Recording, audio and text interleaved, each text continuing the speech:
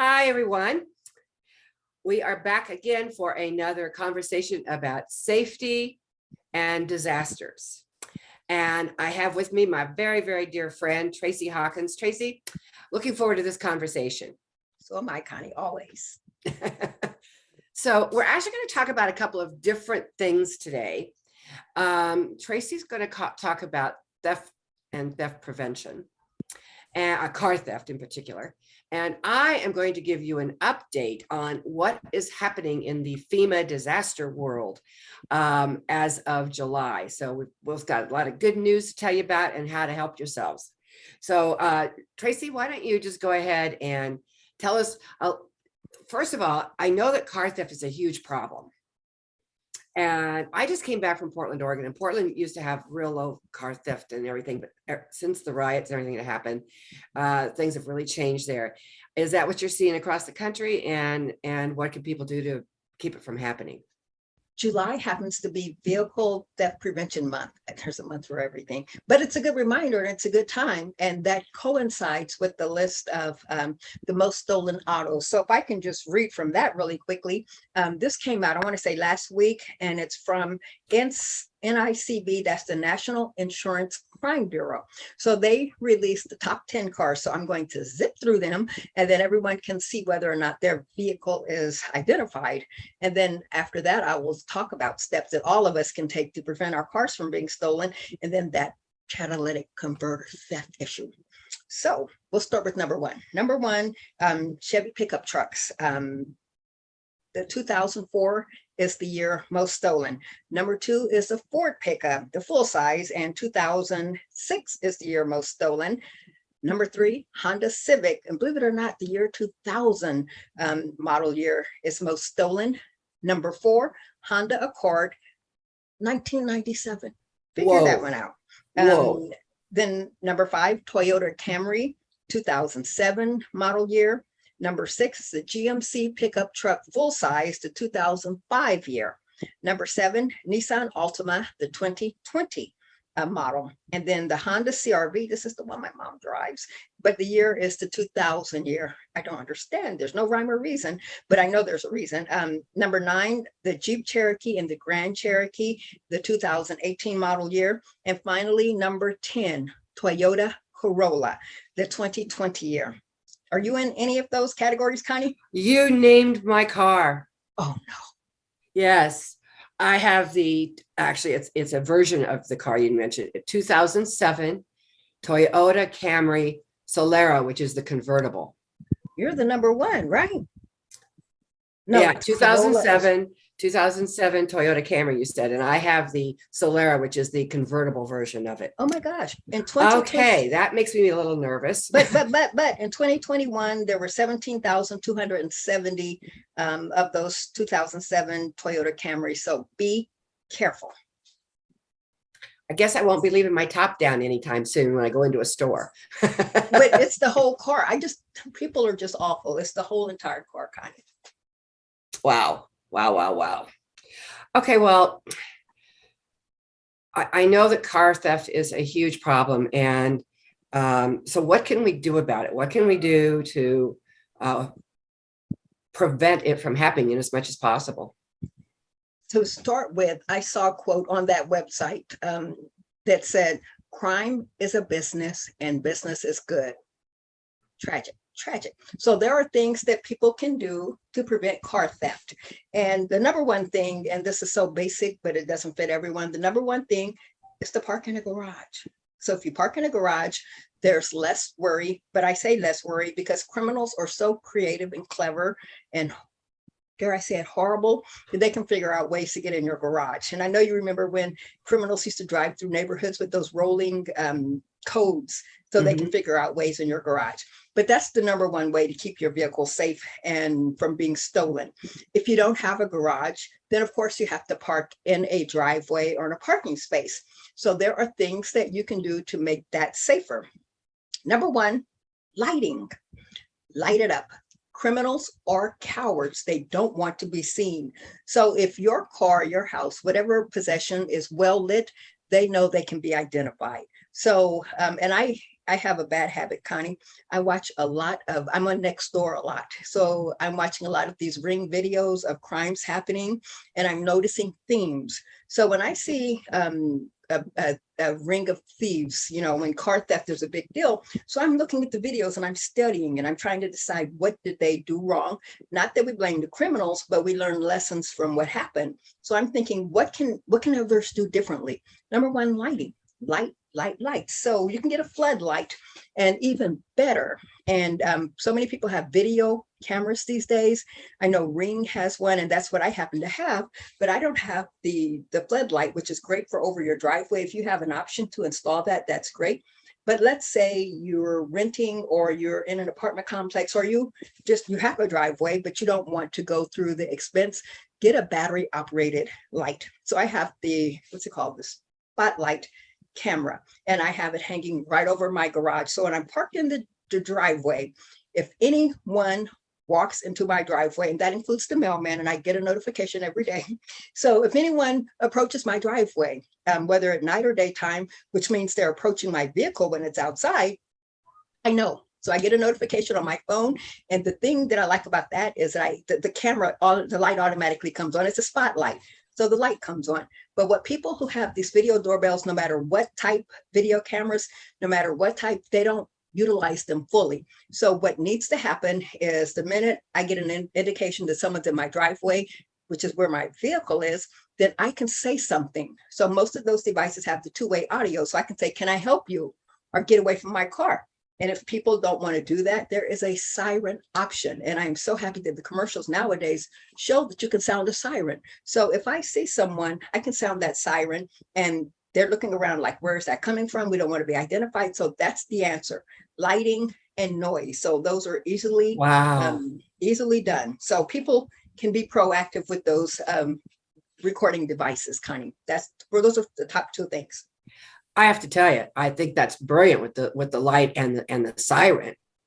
Mhm. Oh yeah, they're not going to hang around. Exactly. So, but so often people are just recording the crimes, and that frustrates me. It's like, I'm looking at a crime occurring. I'm looking at you recording someone walking up to your car, checking the door, or someone breaking in, or someone stealing the car, and you're just recording it and you're sharing the recording, hoping someone can help you. And I hate to say it, Connie, but the statistics are against them. That's not going to help them get their vehicles back. So that's why I say take a proactive approach. You know, in the news, they talk about catalytic thefts, and those are increasing. Every car has a catalytic converter. And the reason those are valuable is because they contain valuable metals, platinum, other valuable metals. So it's in a thief's best interest to steal those and resell those to scrap yards. The problem is it only takes about 5 minutes to steal it. And if you have an SUV like I do, you solve part of the problem. It's raised higher, so they don't have to worry about getting under there. So we're making it easier. The vehicle manufacturers are making it easier for them to get under there. And with them, what do they call it? As one of those saws. Less than 5 minutes, they're sawing off your catalytic converter.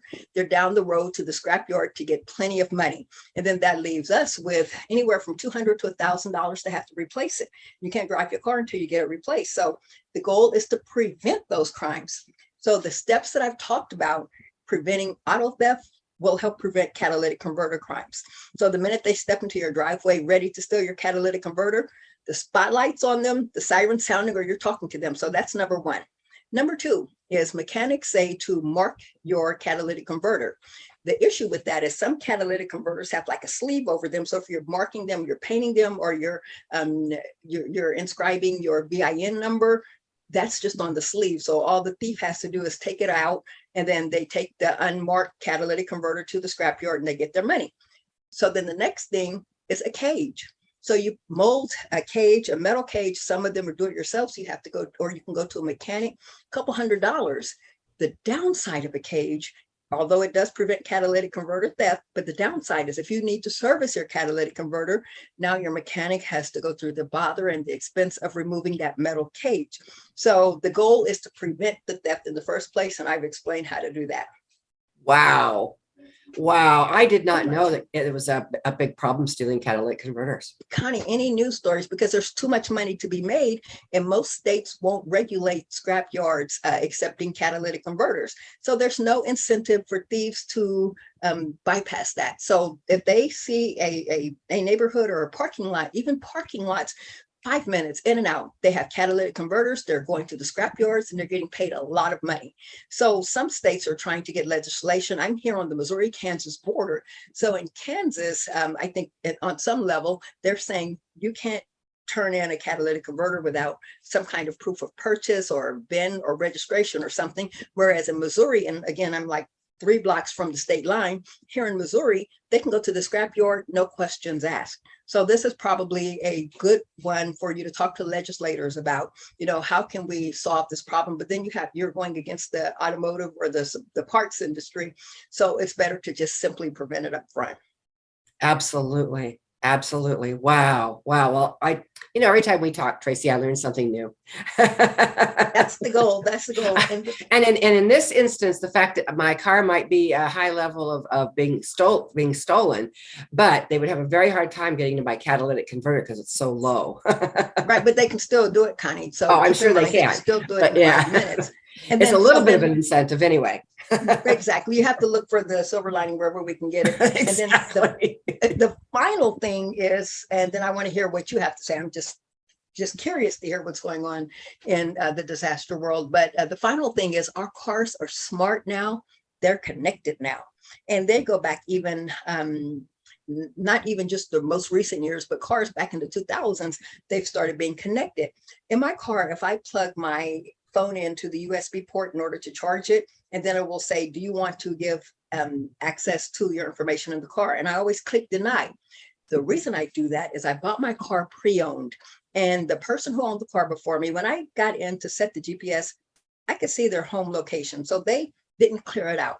So it's just like our laptops, it's like our devices, it has a memory and it's stored there. I can see the previous owner's home address. And if for any reason, let's say there was something wrong with the car and I was vengeful, and I guess you could look it up any other way, but you can find out where a person lives. You're supposed to keep any kind of information out of your car envelope's registration, just in case it gets stolen, so that they can't come back to your house. So if you have your car clear of everything, if you haven't cleared your GPS, they can still find you. So what I say is when you're putting in, I travel a lot and I like to drive. So when you're putting in your address, your home address, I just put the major intersection. I don't put my exact home address. I put the major intersection in, that's on my phone. And when I did use the GPS in my car, so if they find either one, you're not going to find my house, but you can see the general area where I live, which gets me home, but you can't find me.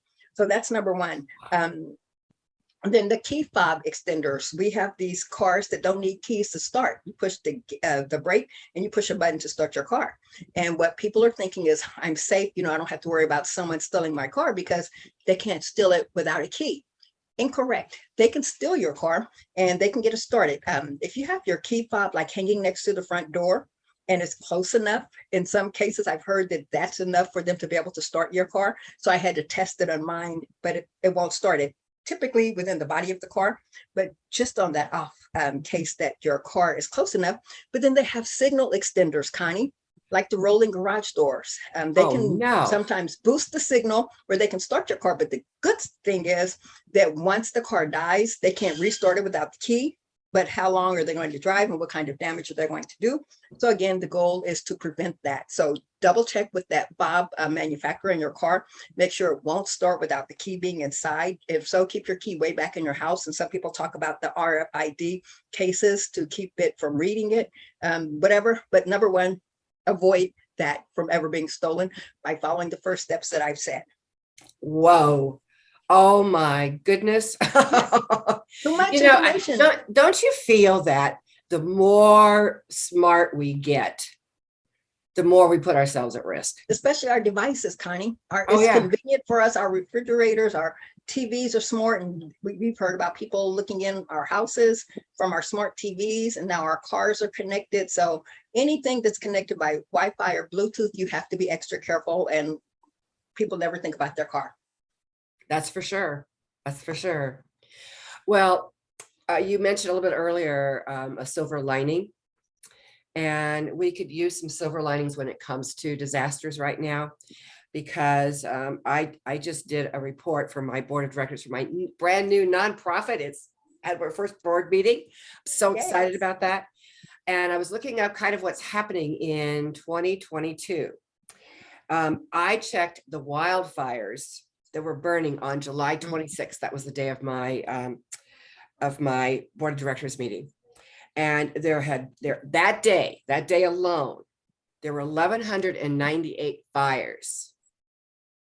You know, it used to be, and it already burned on that day, not counting anything previous, 5,467,985 acres. And that was when the Yosemite fire was just getting started. You know, it used to be that we used to say that the California fire season has started. Then it was the West Coast fire season.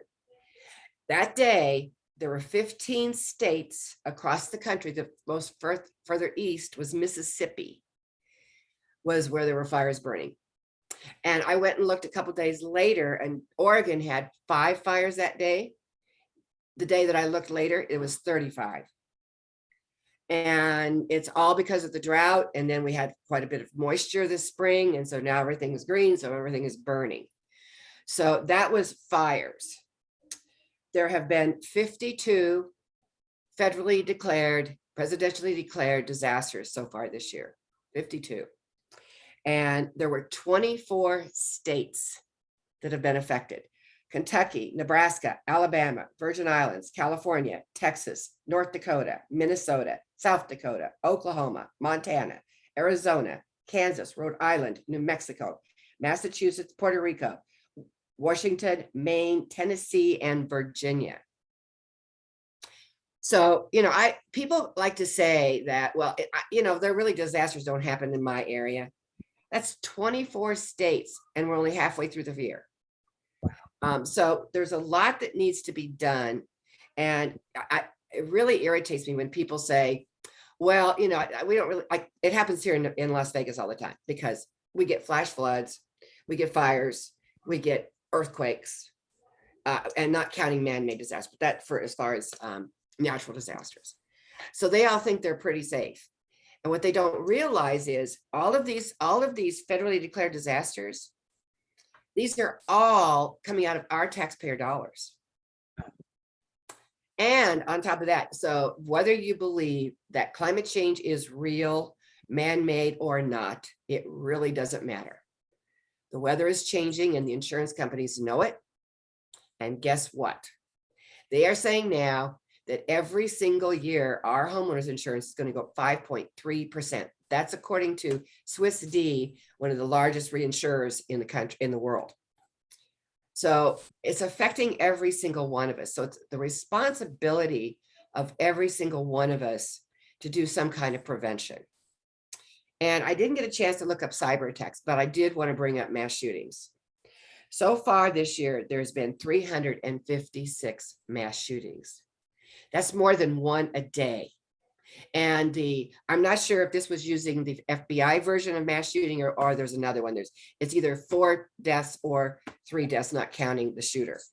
But 356 mass shootings, and they didn't say how many deaths, but you know, we all have to be so much more aware of our surroundings. We have to be much more prepared for disasters. And I'm really trying hard to get the word out, but this is not a state by state thing.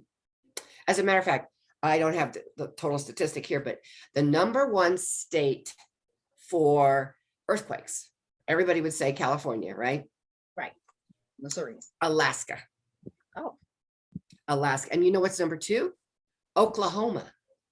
I'm in As a matter of fact, Alaska has something like 6,000 earthquakes over 3.0 or greater every year. Wow. Oklahoma has like over around 2,000. California only has like 1,500. That's how big the difference is.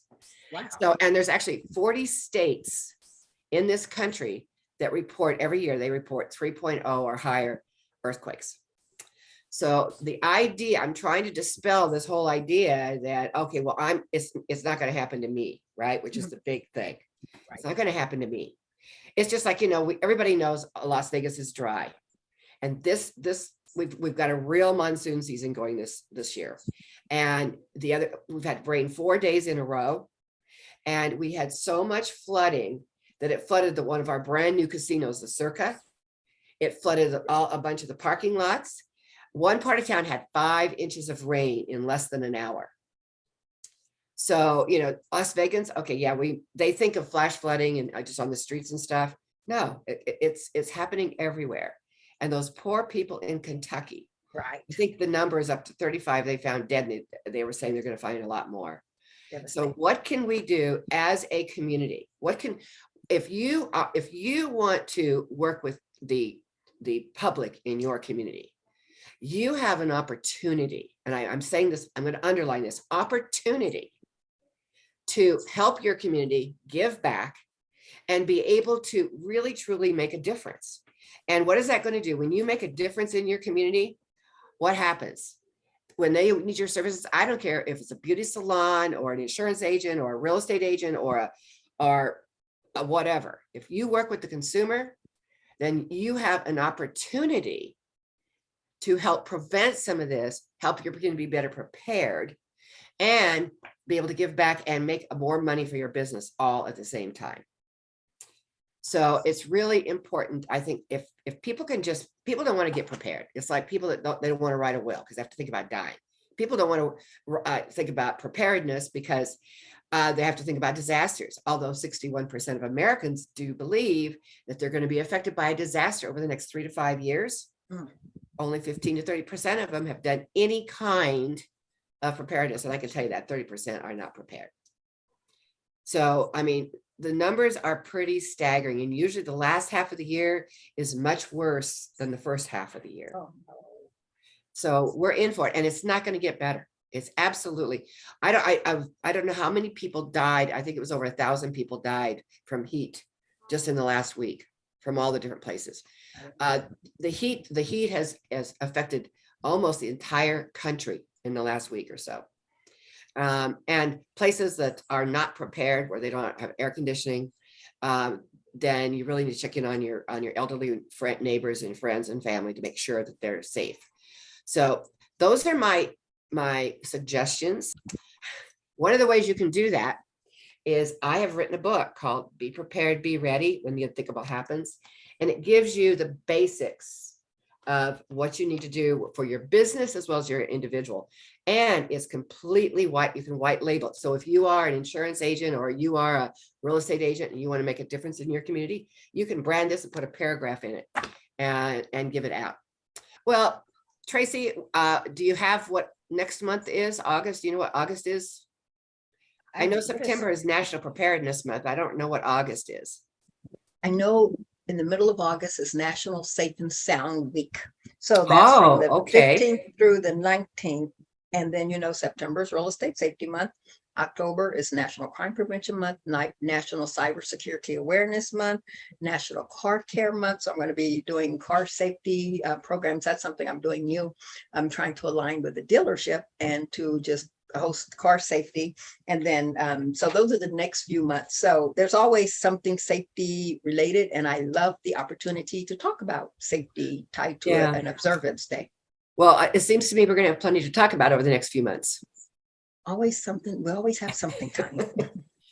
Okay, so Tracey, how can people get a hold of you?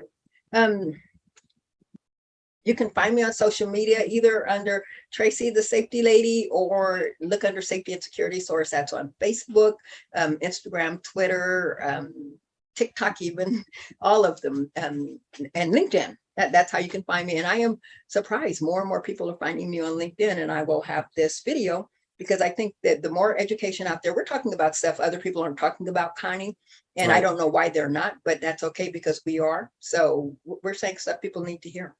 Absolutely. Well, you can find me on you can Google me. I'm on Facebook, LinkedIn. Coni is spelled Coni, Myers, Meyers. And you can find the book on Amazon, or if you want a digital copy, reach out to me because I have special pricing. I can do wholesale pricing on the book. Again, it's called When the Unthinkable Happens, Be Prepared, Be Ready. And my website is ckmsolutionsgroup.com. So you can find me in all those places. When we talk about resources, one thing that I know I'm going to get is questions about the Ring. So let me make sure I say the name. It's the Ring Spotlight Camera. And then people can look it up online. Because one thing I do is I do TV segments where I talk about all the different safety things. And that's probably, people know the Ring doorbell, but they don't know that. And then another step that I take it a step further is I have a smart house, but it's not smart, like super smart. It's easy to do smart. So I have what's called the Caseta. They have a company called Lutron, and it makes my house smart. And one thing that it does, when it detects motion of the Ring, inside lights come on, the ones that I pick. So I have a light like right up front. So if you step in the driveway, even if you don't see the spotlight, you're going to see lights come on in the house and you're thinking someone's home. So it's an extra step. I love that. And it's easy, Connie. It's easy to do stuff like that. Even I have smart blinds in my kitchen, and they open and close when it's light and dark. So, and I have a leak detector under my sink. And these are all things that are affordable. So people can do it just to take it an extra step to prevent the crimes. Like you said, prevent these disasters. You can't prevent the disasters, but you can be proactive and lessen the effects. So look for Caseta Lutron, Caseta by Lutron, or I might have that flip, and Ring. Look at it, or any other brand name that does the same thing. We can make our houses smart on a do-it-yourself basis. Well, and I hope that people understand that safety is such a big, important. I don't think there's anything more important right now. Whether you're talking about your safety when it comes to a disaster, I mean, just like all the people who have been killed so far this year, and not counting the mass shootings, but safety in all aspects of our lives is so critically important. And the more we can get this message out, the better it is for everyone. I know that you and I both have pretty big goals on what we can do to help people be safer and be better prepared. Just everything you talk about is preparation. You know, that's the important part. So, all right, everyone. Well, we'll be back next month with another conversation, and I can guarantee you'll get to take away one really good idea at least. So thank you for joining us, Tracey. Thank you. So good to see you again. I can't wait to see you again in person. I can't wait to see you again in person, and hopefully it's working together and doing our seminars or our workshops together. Yes, so that's definitely. Too. Definitely. All right, my friend. Everybody have a beautiful day. Stay safe and secure. Okay. All righty. Bye-bye.